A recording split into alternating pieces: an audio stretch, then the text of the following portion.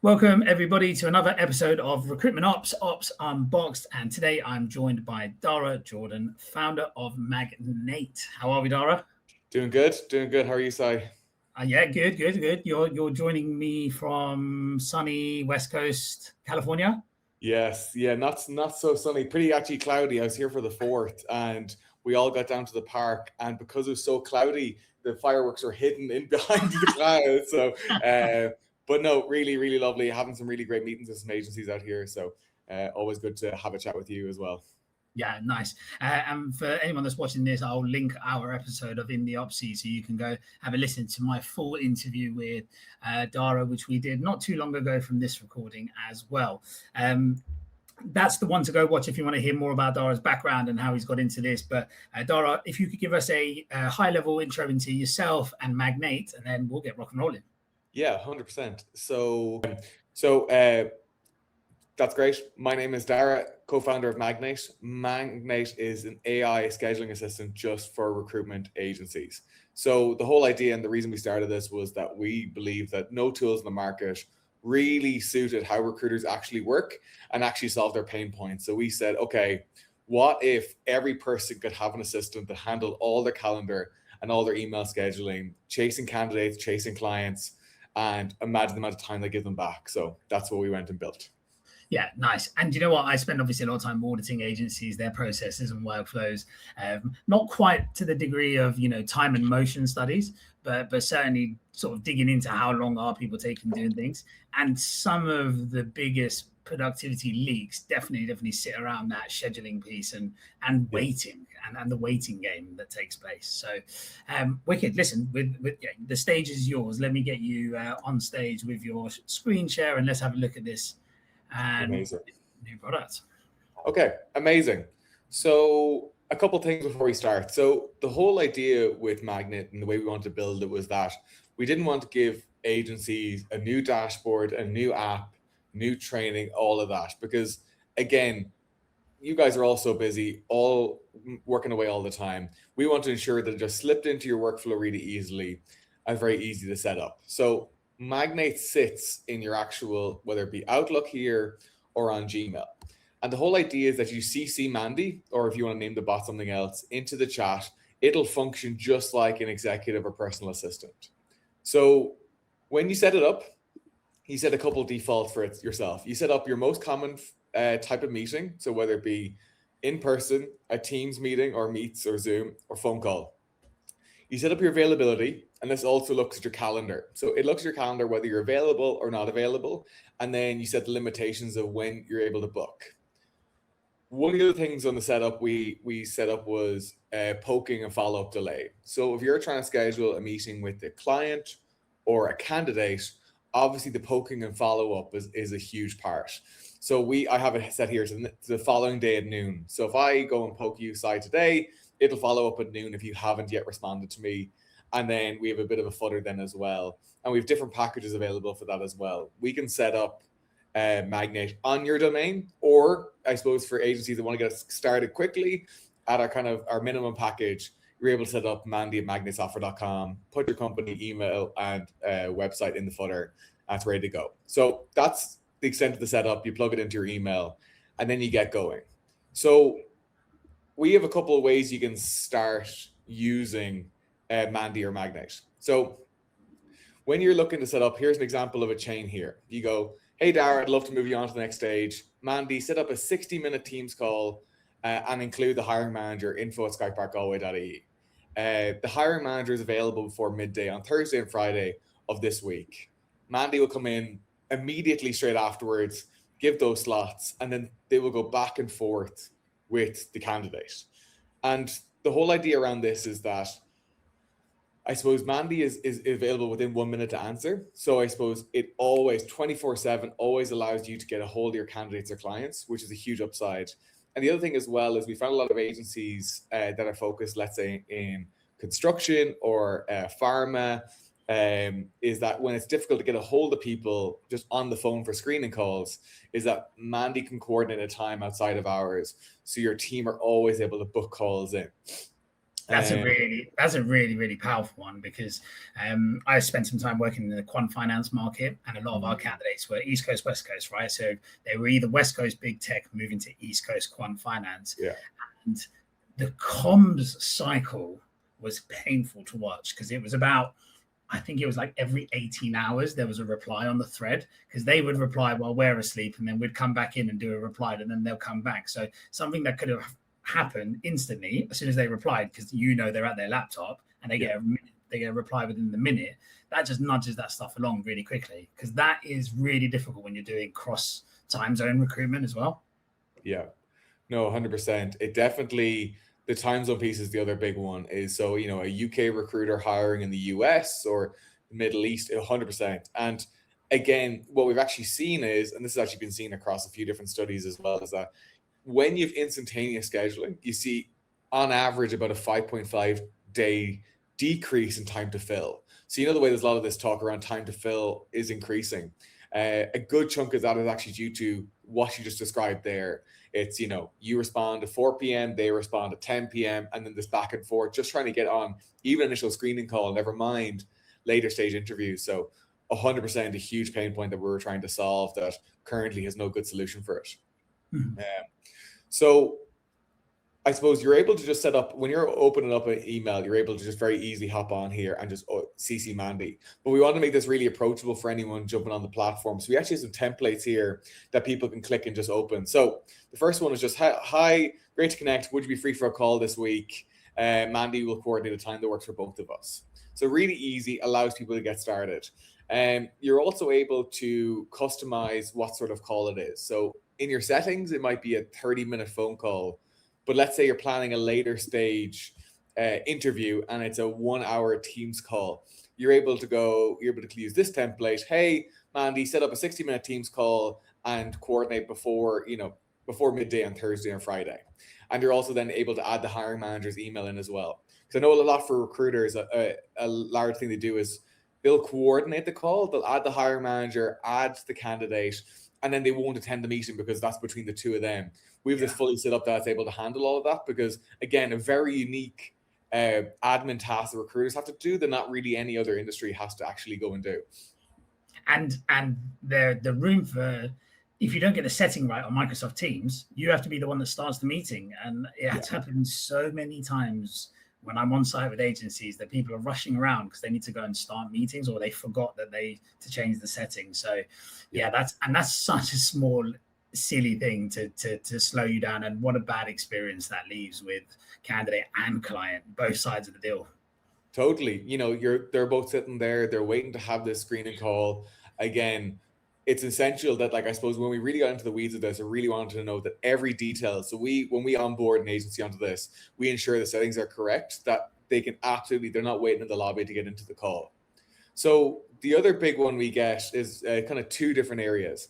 What if we need to move a call? So let's say a call's been scheduled and you need to go move it. So let's just take this meeting, for example.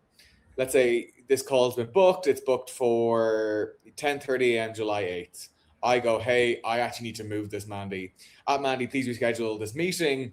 And you can just give it a day that you want to reschedule it to, and it will go off and reschedule that meeting. Because again, recruiters, things happen, they're on the move, something gets booked and they need to move a screening call or move an interview, or maybe a client needs to move it. So you have full flexibility of doing that all too, all while in motion. The other one, and the last one then as well, is around what if a person asks about compensation, asks about a company, because I know recruiters, a lot of the time they're not allowed to give over confidential information, or not allowed to give information until they've done the screening call, they're on a call. So let's say in this example, candidate asks, what's the compensation for this role? Mandy will email the consultant and go, hey, what would you like me to do with them? And I go, hey, just tell them we'll discuss it on the call. It goes, hey, are you happy with this email they've sent off to the candidate? Yes, send it. And that's been sent off. So again, it gives the consultant full control that if the company's okay with sending the information, it can be sent, or if it's not okay, that both can be handled simultaneously without any problem. Yeah, okay. Is it possible to preload Mandy with that knowledge? Yeah. So when you're onboarding as well, you're able to have it that because I know a lot of company policies are just hardline, nothing in writing. So nothing gets written overriding until you're on the call. So we can have it preloaded that, hey, company policy is XYZ, and it'll automatically handle all those situations as well. Yeah, nice. So I suppose on the design side as well, the last piece here is mainly around, so let's say this currently is rescheduling. So a couple things. One, Mandy will always CC you back into the chain when they're going back and forth with the candidate. Even if the candidate by accident clicks reply and kicks you out, you can still in Magnate still see all the back and forth. So you never are not able to see exactly what is going on inside the chain with the candidate as well, even if they kick you out. And again, a lot of the times it's just be by accident. And the other one as well we see with a lot of consultants is they're organizing all these meetings, they're trying to coordinate the candidates, and whether they're using just sending a link or they're doing it manually, they have no way of actually monitoring who's booked in, who hasn't booked in. I was chasing this person, where are they? That's why we just did a color-coded buttons as well. So you can scan through and go, okay, info at Skypark actually hasn't actually booked in yet. I better actually follow up with that, or let me get Mandy to poke them. So again, the whole idea is that it's giving the consultants this overview that they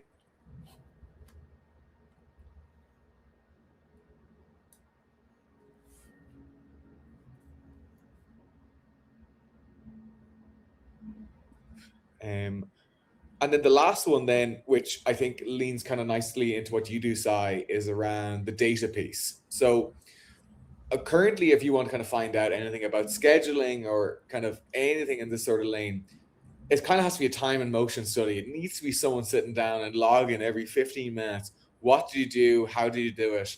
But even then, when you look at the scheduling piece, because I've sat down with agencies and sat in their offices and looked at this, it's still very difficult to quantify what that looks like. So what we're rolling out very shortly for agency owners is a full data dashboard. So what's the open rates on people when they're trying to book interviews? What's the average time per connected to the role when people are actually booking in meetings? How many emails are taken to book in a meeting? How many reschedules are happening? Just kind of cracking the door open, because I suppose there's a big conversation at the TRN retreat.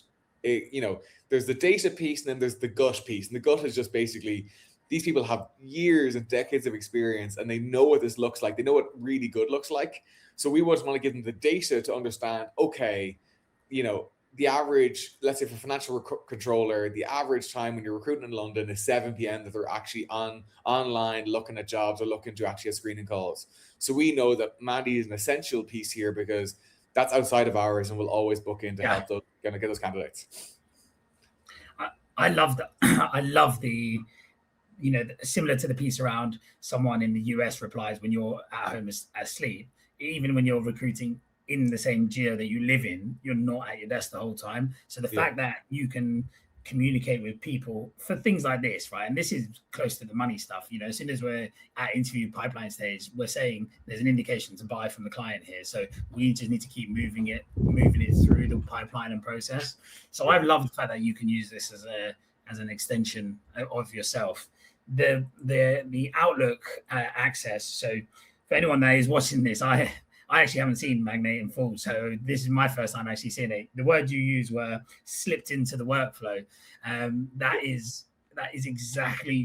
This is exactly where people spend so much of their time. Like, you're in Outlook, and I would never encourage an agency to be going into more than 2-3 places a day. Ideally, they go here and then their CRM, and that's it. So I love that it slips into the workflow. I had one silly question: was why Mandy? Why is it called Mandy? Yeah, no, it's a good question. It was alliteration. It was just easy to remember, really. Mandy and Magnate.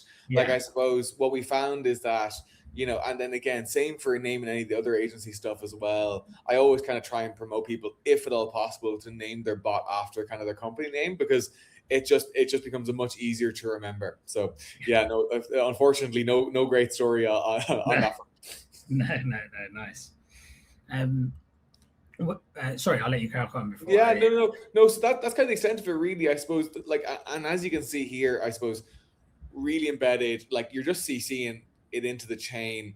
I suppose the big one we've seen as well is that, like, I suppose candidates really enjoy the fact that that because when you send a link to a candidate, it feels a bit like where we surveyed candidates, it feels a bit like they're trying to work around you. And I suppose the whole idea is, how do you make the candidate experience so seamless and so built in around them that they eventually could go from candidate to also client at some point as well. So I really feel like we're a really good extension of doing that as well. So again, multiple kind of areas you really want to push forward on, but that's the extent of the product.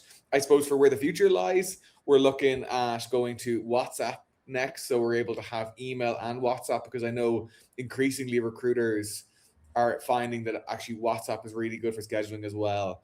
And then we're also currently going through partnership programs with the ATS system. So if you're looking to do scheduling en masse, so you've got 10 candidates shortlist that you need to have a chat with, or 20, and we're talking to these more higher volume recruiters, is that you're able to have a shortlist list, bang, click outreach, and manage able to go through and do all that as well. So again, our extension of where we want to go in scheduling, again, it seems like, and we talked about this in the podcast, it seems like a really small, very niche area, but when you actually get into the waters of this space, there is so much scheduling coordination actually going on, and there's so many different people involved that we just want to be best in class at that. We just want to own scheduling end to end. Yeah, I love it. I said it on the pod with you. The niching down is great, but I mean, like you said then, the core functionality element of it here, though, the power of this, the nudging, the scheduling, the gaining availability, the providing of what feels to be, very bespoke service versus and someone actually called a Calendly link the other day. Inhumane was the word they used. I put that on my website. I thought it was a bit strong, but I get why they're useful, but. I get it. I think this has got lots of legs in it. The bit that you mentioned at the beginning, though, was I'm working with a client at the moment, and they are in the executive search space, and typically they work similar roles constantly, right? So every single time they start a new role, or new search, they copy and paste the shortlist over from the previous role, or the long list, or the research list, whichever stage is relevant, they'll bring over, and then that's where they'll start from.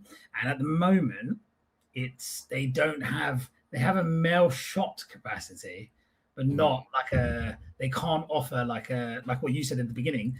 You can have it you can call it what you want. You can get it to have an email for yourself. So if it was embedded ops, I could have Elaine at Embedded Ops, and every single time someone needs to come into my inbox to do stuff, I don't even have to disclose if it's AI or not, really, because actually it'd just be Elaine at Embedded Ops that coordinates absolutely everything. I think there's a real sell here to the solo and micro recruitment community, which we didn't talk about on the last pod, but actually solos are resource poor, right? They are time poor. They have to spend their time doing the high value stuff. If they spent a day, 20% of their week coordinating interviews, yes, it might turn into placements and should do. But actually, if you could just go, Mandy, off you pop, or Elaine, off you go, or whatever it might be, I think it's such a good experience to offer. It makes you look more professional. It's a nicer experience for your clients and candidates. What are you seeing on the front of disclosure around what they're using? For people that are on the paid or premium that are potentially badging it up as not Mandy from Magnate. Are they disclosing it? Do they put a signature in? Yeah, so a lot of people actually are disclosing it. I suppose, and we actually kind of promote it as well. And again, I think with all this sort of stuff, it's transparency and everything typically just skews toward breeding a better experience. And again, we do have some clients that are not disclosing it, and again, that's up to them. That's not completely on their side. But I'd always lean on the side of disclosure and go, hey, this AI scheduling assistant, we just want to make sure that it books in a time that works for you versus you have to try and find a time that works for us. And again, that's all just purely through the lens of just candidate experience. And then the other thing you just said there is 100% is the solo recruiters. 100%. This is like I know, and again, being a business owner and starting off and just being myself, it is terrifying. There's so much going on. There's so much you're learning every day. And again, a lot of these people are top billers. They're excellent at what they do, but they've just been landed with this whole world of work that they didn't even anticipate they fully knew they're going to do. And like you said, they're just having to do everything. So like I've seen examples actually at the tier end retreat. I was speaking with a solo recruiter. They hired a VA, and they were spending a lot of money on this VA to do 1 hour work a day just to go do that, north of £1,000 a month. And I said to him, I said, hey, like for starting at £8 per user per month, like I can solve that problem for you, or I can solve a good bit of what they do for you and save you a tremendous amount of money. So yeah, no, the solo recruiters, absolutely amazing market for us. And I think that, obviously we're working with larger teams as well, but the reason we even have the minimum package there is actually to help the solo recruiter, someone getting up off the ground. They're having money, they're being asked for money left, right, and center. And I think that I really wanted to offer something that actually genuinely solves their problem and can be a tool. It slips in really quickly, there's no massive training, and they're able to get value nearly immediately from it. Yeah, amazing. And where are you guys? Where are you at in terms of your journey and stuff? I can actually probably pop this screen down now. Yeah, sure. Where are you at in terms of the business, your journey? You're obviously over in the West Coast at the moment for some meetings to do with work. Hopefully not just a pure jolly. Where are you guys at on your journey? Where are you seeing it going? Yeah, so I suppose like we're about a year into this. We started kind of getting into agencies about 7 or 8 months ago. Like I said, we had many iterations trying to figure out how to solve this problem. And again, this seems already refined and there's lots of thought and there's lots of, I could talk about all the different details of it, but this took a lot of evolution. So currently we're in go mode. We're just speaking with agencies, getting it in there. We offer the 1 week free trial, no credit card, no commitments, because again, I wanted to do the talking, and I think agencies really appreciate the idea that there's no safeguard behind the wall sort of thing. So yeah, we're in go mode right now. Happy to speak to any agencies. You can book in through our website or reach out to me directly. But yeah, no, I really want to get this into as many hands as possible. And again, because we're still less than a year in business, I suppose people coming on now can really have a good vote on where we go. What integrations, promoting. If someone's knocking my door down saying I need this ATS or I need this integration, or wouldn't it be great if you add this button? You now more than ever you can have that vote coming into the roadmap. So again, it's come on, give it a try, and if it adds some value, again, the whole business premise I always have is that whatever you pay me, I want you to get at least 100x value in what you do, and I think we're well positioned definitely to do that. Yeah, nice. Yeah, I was literally going to finish on what are the customers saying? So what are they saying that they absolutely love about it? What have been maybe the things that they've said are somewhat teething? And always a good thing to ask is what are they asking for, screaming for integration wise? Yeah, no, 100%. So the thing they love, and maybe there's some novelty at the start, is they love the idea when they're on their couch at night watching TV or about to go to bed, and they see Mandy go and coordinate meetings the next day. I think they definitely think it's a little freaky at the start. They go, oh my God, what's going on? Because their default, especially if you're talking to solo recruiters, is to jump in and just try and start handling it. And the fact that before they can even get to, if they were going to try and handle it, getting in there, is that Mandy's already in, booked it, calendar availability, calendar slots are sent. So I think there's definitely, we're talking about the whole idea of like autopilot, definitely kind of freaky. So I think that's what they love. The teething issues have definitely been, like, obviously there's so many edge cases and areas where this doesn't fully hit yet. And what I say to recruiters is, I'm never going to tell you that there's going to be 101% of everything that you're going to do. But where we're trying to build it at, is it probably in the range for most recruiters of 80 to 90% of all the grunt work? And I'm like, my aspiration as a business is I'm able to close that gap. And, because again, currently it doesn't, like the whole back and forth team, if a candidate's really unavailable and then you're trying to match client availability and client availability isn't ready for the candidate, there is going to be still some manual orchestrating because we want to keep it human in the loop. That's an area where people would love to have that. But I said, like, my whole opinion is that, hey, there's a lot of moving business parts there, and I don't think we should freewheel that. But over time, we desire to build an integration. No ATS integration, no mass volume scheduling yet. But these are all areas definitely that people are like, can you please build that out? But again, I suppose the main thing for us is we do one workflow, really well in email, and we nailed that. And again, if you're like, Magnate's really dependable for this workflow, when we release the next workflow, you'll go, I think I trust and believe in this because I've seen them do a good job. And so definitely there's still so many different things that we still want to get into. Bashing down the door, definitely the ATS integrations for mass scheduling, and WhatsApp is a really big one as well. So no, we're definitely there's a long, my poor development team, we definitely have a long laundry list of things that people want us to build into.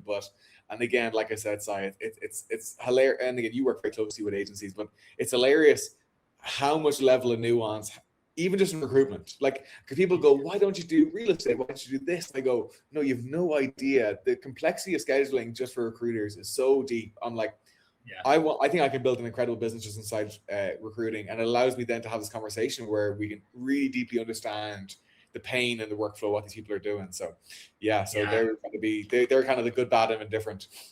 Nice, very nice. Yeah, listen, that's very, very cool. I'm due to be hosting the Ops Clinic for TRN, and I always with the Ops Clinic that's closest to the TRN retreat, I always get there. Someone will ask what was good, what was bad at the retreat, and I always try and do a quick shout out of like the people I met and the stuff that they might not have heard about. So yeah, I'm going to be giving this a shout out for sure.